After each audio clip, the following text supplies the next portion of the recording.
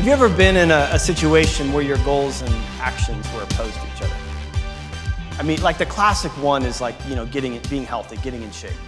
You want to be healthy, you want to get in shape, but you come home from a long day of work, and there's some leftover birthday cake in the kitchen, and so you get some birthday cake, you sit down and you watch TV. You don't work out, you don't eat what you should. The goal of getting in shape and your actions are at odds with each other.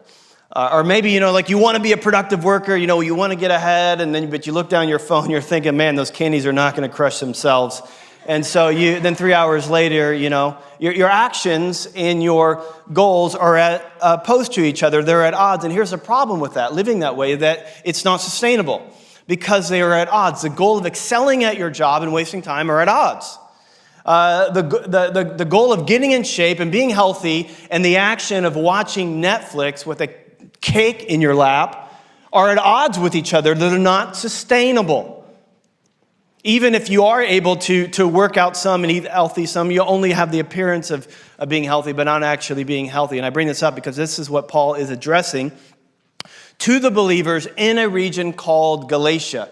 He starts off in verse 1. He says, "For freedom," we all want freedom, "Christ has set us free. Stand firm, therefore, and do not submit again to a yoke of slavery." Therefore, you want this freedom, but then your goal of freedom and your actions are at odds with each other. And here's what's true.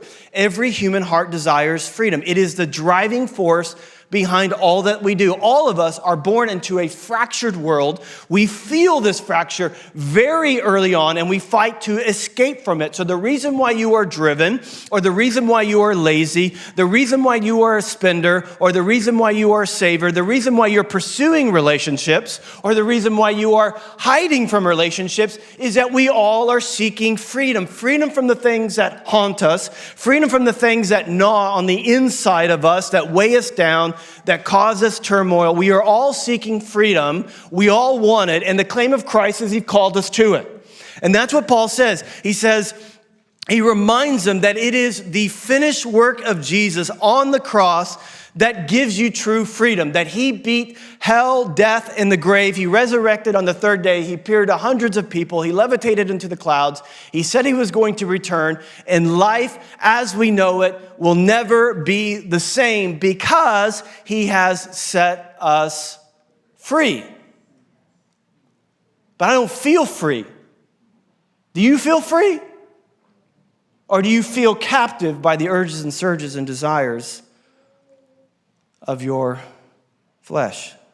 It's like you want to be healthy, you want this, but you're held captive by the desire for your couch and a cake. You and I want freedom. We want freedom from our soul. It is the driving force behind all that we do. But we end up doing the very opposite of what gives us true freedom.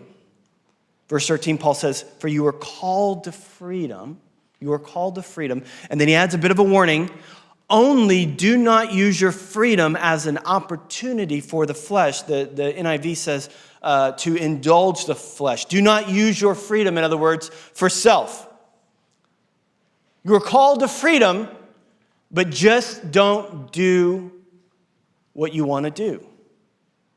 Paul, what is freedom except for an opportunity for the flesh? I mean, isn't that what freedom is? I mean, isn't that what we're told by the lyrics and the melodies and the art and the music, the sitcoms, the videos, the social media, that's what freedom is? I mean, this isn't going to blow anybody's mind. But the cultural definition of freedom is I do what I want when I want. That's what freedom is. Freedom is choice. Freedom is, there are conservative definitions of that freedom. And there are liberal definitions of freedom. But freedom is I do what I want, when I want, with whom I want to do it with. And we even bring that into the church world. Jesus has freed us from my sin, from my shame, from my guilt. And he's given me a future and a hope to do what I want, when I want. Paul's like, you want freedom, but then you go back to the thing that enslaved you in the first place, which is yourself. The past 2 years have taught us new rhythms, and as we endured social distancing and working at home, and we end up binging on entertainment or self-indulgence, only to wake up feeling sad. I know I'm forgiven. I know I'm free. Why don't I feel free? I mean, I've got money in the bank. I've got opportunity. I got resources. I can do what I want. Why do I not feel free? It's not self-indulgence. So what do? What's the opposite of self-indulgence?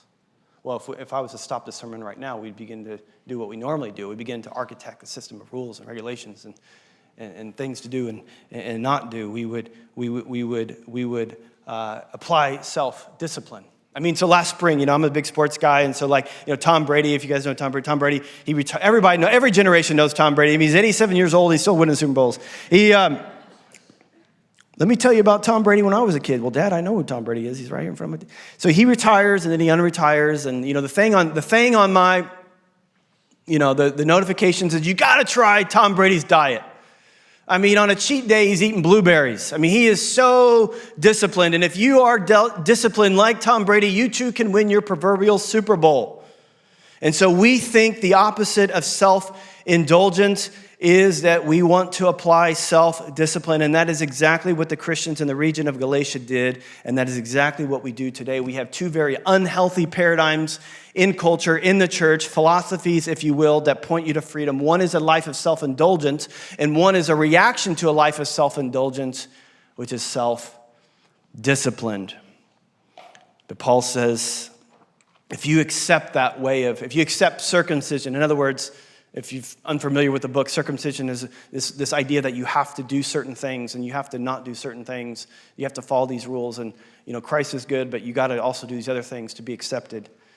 And you need to apply discipline. He says, if you do this, Christ will be of no advantage to you. And we are so convinced in the West that the way you fix self is self. I wonder what group you have more sympathy for, self-indulgence or self-discipline. Or maybe you, like me, you mix and match. You apply, you work out to tie. You work out so that you can eat whatever you want. You work really hard so that at the end of the day you can do what you want. You work really hard so at the end of your life you can do whatever you want. You apply discipline so that you can do self-indulgence. But neither self-indulgence nor self-discipline is a path to freedom. So what is it? For you were called to freedom, brothers and sisters, only do not use your freedom as an opportunity for the flesh, but through love and serve one another. So the opposite of self-indulgence is not self-discipline, but it's love. What do you mean, like the feeling of love? Because I feel love. I feel like a loving person. No, it's the action of love. 1 Corinthians 13:5 says, love does not seek its own. So freedom is not found in doing what I want when I want. Freedom is not found in self-indulgence. Freedom is not found in self-discipline. Freedom is found in love through serving others, not pursuing self, fixing self, preferring self, cultivating self, but looking outside of self to love and serve other people. Now, most of us would think, well, wait a minute. Serving other people, we think that subconsciously or consciously that serving other people is an attack on my freedom. But Paul goes on, but the whole law is fulfilled in one word, you shall love your neighbor as yourself. In other words, we're meant to look at our neighbor and think of them as having as much dignity and value as we apply to ourselves. So all the resources and time and energy we pour into ourselves, we are to look to our neighbor and pour that into them. But our individualistic mindsets and patterns and habits cause us to seek our own freedom on our own terms without regard of the well-being of our neighbor. I mean, it is the basis of our economy. We live in what's called a service-based economy. The whole point of every day of our life is to get other people to serve us, to wash our cars, to fix our food, to DoorDash our food or to have people do other things for us. That is what we're all pursuing. That is the definition of free. That is built into what America is all about, pursuing this life of happiness, of getting other people to serve us. And the Bible is diametrically opposed to that definition. It's not opposed to your freedom. It is opposed to your definition of freedom, because your definition of freedom is opposed to you.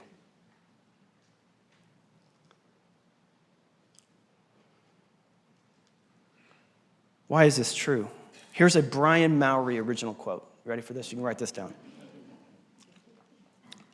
Love is motivated by the joy of sharing our fullness, but the pursuit of self is motivated by the desire to fill our emptiness.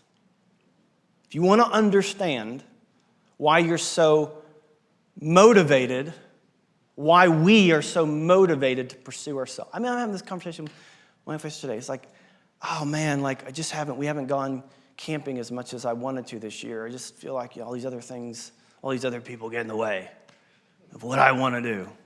I'm sad about it. There's something inside of us when we pursue self. It is a recognition of our emptiness. But what Christ has called us to, what Christ has done for us, He's quelled that gnawing inside of us. He's filled us, and He's given us everything that we need for life and godliness, and a life that He's going to say that is walking by the Spirit. He's going to use that language as opposed to walking by the flesh, is that we partner in the joy we're partnering in the Spirit and in the joy of the fullness of Christ filling us. We share this with others. When we love, we are not enslaved to use things or people to fill our emptiness.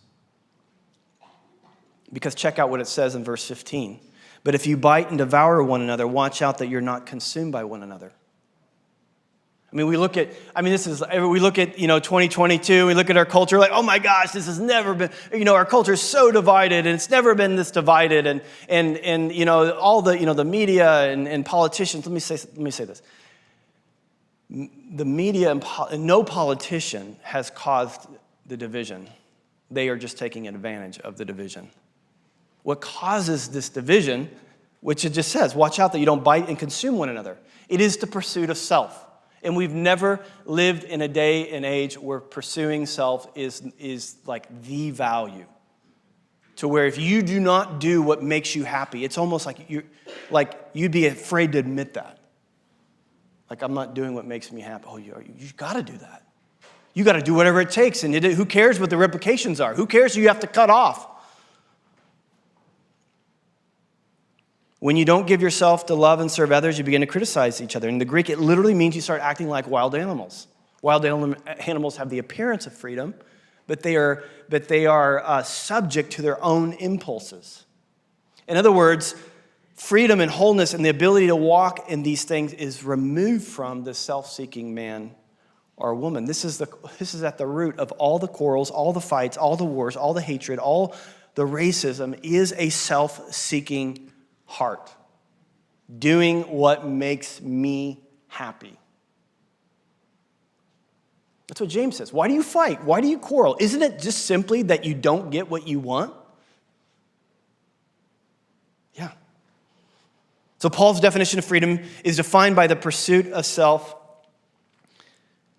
is not defined by the pursuit of self, but loving and serving others. And then he says, but I say to you, walk by the Spirit, and you will not gratify the desires of the flesh. For the desires of the flesh are against the Spirit, and the desires of the Spirit are against the flesh. For they oppose to each other to keep you from doing the things that you want to do. Now look at how big that is. Each one of us has something deep inside of us to walk in freedom, to walk in wholeness. It burns inside of us. We're trying to pursue it. We're trying to chase this. But there's this reciprocity thing going. There's this opposite thing going inside of us. No, me, self, I'm going to get freedom by pursuing what I want, when I want, what makes me happy. And even though that what we want is freedom and wholeness, we perpetually and constantly buy into the exposed lie that getting our own pursuit is finally going to be the thing that fulfills us. And this starts very early on. Can't wait to get to high school. Can't wait to get a phone. Can't wait to get a different phone. Can't wait to get a job. Can't wait to get a spouse. Can't wait to get a different spouse. Can't wait to get a home. Can't wait for this. Can't wait for that. And we get there. We think this is going to do it. We get there and we are wildly disappointed. And like a drug addict, we just up the dosage. And we up the dosage. And we up the dosage. And we up the dosage.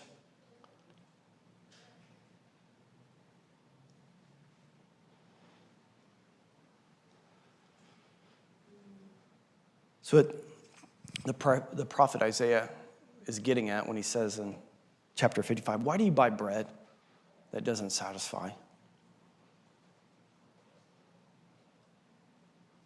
keep buying it, keep buying it, keep buying it, think it's going to work. Just, the first time I pursued myself, it didn't make me happy, but maybe I need to do it more and better.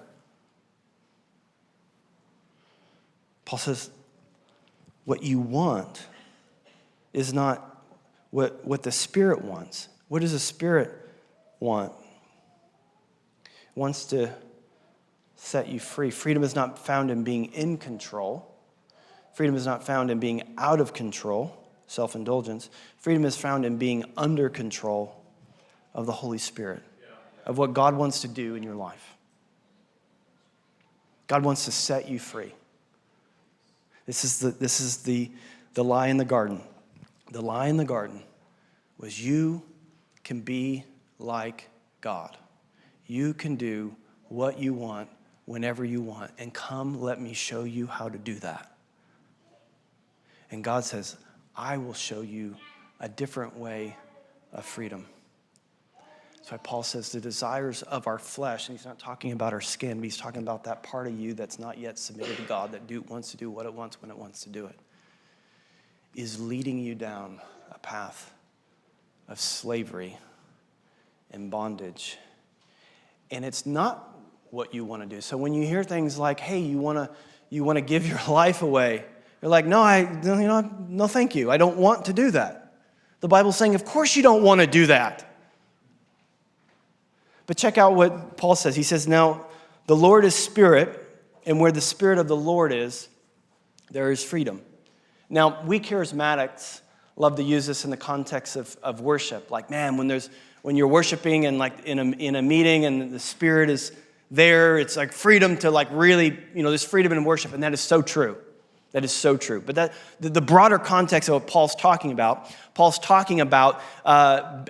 ministering this gospel, but in the context of ministering the gospel, feeling like self is being torn away. He's like, we are these fragile jars of clay, and even though the outer self is wasting away, the inner self is being built up day by day. And so he says, where the Spirit is, the Lord is, there is freedom. And we all, like with unveiled face, beholding, like keeping our eyes fixed on the glory of the Lord, are being transformed. And let me just say, we need transformation, not imitation. We are so tempted to just architect a system of rules of what we should. I know, Brian, I know it's coming. Where's the sign-up sheet for serving? I'll do it. You put the screws to me.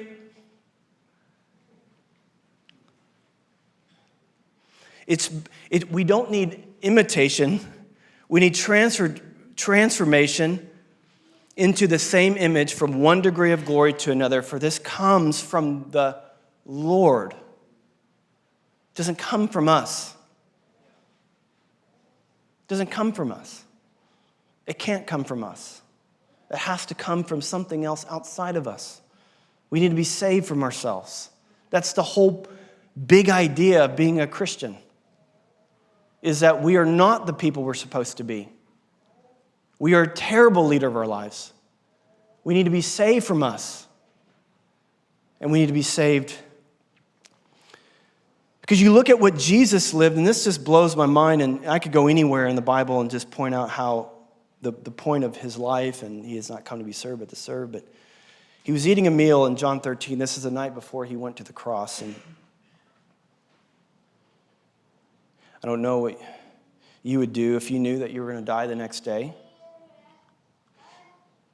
But so he's having this meal, and the devil had already prompted Judas, the guy to betray him, son of Simon. So he's sitting with his disciples, Judas, the guy who would betray him, Peter, who would deny him, and the other 10 who would abandon him. Jesus knew that the Father had put all things under his power. Now, let me just explain something, what that means. That means in that moment, and really in any moment, but especially in that moment, he wanted to highlight the fact that Jesus could have done whatever he wanted to the degree that he wanted to. In fact, later on, he said, you know what? I could call a legion of angels and end all of you, but I'm not going to do that. I have the freedom, the power to do that. If you ever played that game, what would you do if you had all the money in the world? What would you do? Where would you go? What would you want to do? Where would you live? And we think about that every day. There's a place I want to live. There's a house I want to be in. There's a job I want to be in. There's a relationship I want to be in. There's a preferred future that I have. What could I do if I could do whatever I wanted to do? Jesus could do whatever he wanted to do. So he got up from the meal, took off his outer clothing, wrapped a towel around his waist. After that, he poured out water in a basin and began to wash his disciples' feet, the one who would deny him, betray him, and reject him. That's what he did when he could do whatever he wanted, whenever he wanted. Now let's just take a moment to say, wow. Wow. Don't put a Q-tip on the edge of that knife. Let it contradict every impulse that you have. I said a minute, we don't need imitation, we need transformation. There's no one who could live like that. Because Jesus is later going to say, hey, if you know these things, blessed are you if you do them. In other words, my goal for you isn't for you to do whatever you think is best for you and your family. I will do that. I will do what's best for you and your family, but not the way you think. I am calling you on this path to Calvary that ends with you giving away everything. Any takers? No way do you have this in you. No way. I don't.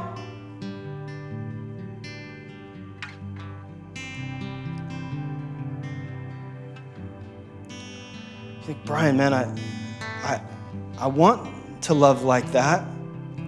I just can't. I'm just not that kind of person. The thing I don't want you to do is, there's several ditches. I just want to be super clear. I don't want you to be crushed by this and think I'm just a terrible person. I need to try harder. I don't want you to dismiss this and think I can never be like this and then walk out. But here's what I want. I want for you to take that feeling of, I want to love like this, but I just can't. I want you to know that is an amazing place to be, and don't leave that place. But turn that into a prayer. Turn that into a prayer and say, Jesus, will you, beholding you, not my own effort, not my own desires, not my own wishes, beholding you and how you lived and the life that you have for me. Will you fill me with your spirit? Will you fill me with your love? And in my experience, he comes crashing in every single time. He wants to fill you with the Spirit. He wants to fill you with your love. To do what it is that you really want deep in your soul, which is wholeness and freedom. He's called you to it. He's called you to a life of freedom. And freedom is found in Jesus rescuing us. Not so that we can go figure it out on our own, because we can't. Not so that we can go do it in our own strength, but we can't. Not to do what we want when we want, but to daily walk in the power of his presence, to daily be plugged into the life source, which is him. And there's two communities. There's a verse 14 community that's serving and loving each other, and there's a verse 15 community that's biting and devouring each other. We want to be a community that lives in verse 14 because that's where Jesus lives. And he's the one we're after, and he's the one we're following, he's the one we're trusting, and he's the one that we want to live in and through us. And he's made himself available to us. It's not living like Jesus. It's being transformed by Jesus. And he wants to do that. I've used this analogy before, but guys like Bill Gates and Warren Buffett, they're able to give away large amounts of money. They're able to do financial financial philanthropy, because they have an excess over here and they're able to give it away. So you'll hear a story, oh my gosh, they gave away $500 million. You're thinking, oh, it's a huge sum. That is like half the interest they made on their money last year. It's nothing. They don't even know it exists because they have money and money to spare. So they're able to do financial therapy. We are those who have been eternally loved by the God who is love. We are connected to the source. You and I have love, and we have it to spare. And we could do love philanthropy. On our own bank accounts, man, we don't really have much. And so to give away something means, it feels like a big loss of self. But man, we are connected to that source. And every time you encounter a situation where you feel like, oh, that's not what I want to do, it's not a moment to turn and go another direction, nor is it a moment to white knuckle it and try to do it in your own strength. It is a moment to be like, oh man, I don't have it in me. God, I need your power. I need your presence to flood me right now, because everything in me wants to run from this. One will lead to slavery and one will lead to your freedom. Christ is for your freedom. Would you stand with me? Would you make this the testimony of Jubilee Church, not to rely upon the flesh, not to work from a place of our own emptiness, but to daily be filled by God, so that we can partner with His Spirit to pour love upon a world who knows nothing of it, who knows nothing of freedom, who knows nothing of hope. Jesus, we just confess that we are miles away from the life that you have for us.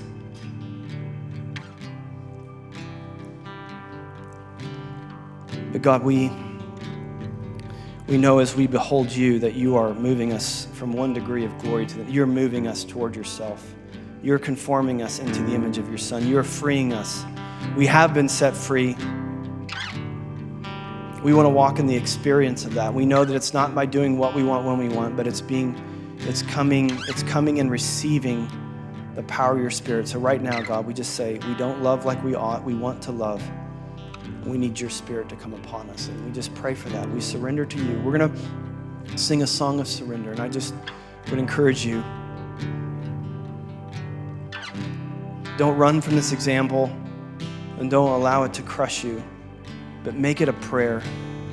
God, I want to be filled by you. I want this freedom. I feel that gnawing. I feel this need to make something of myself.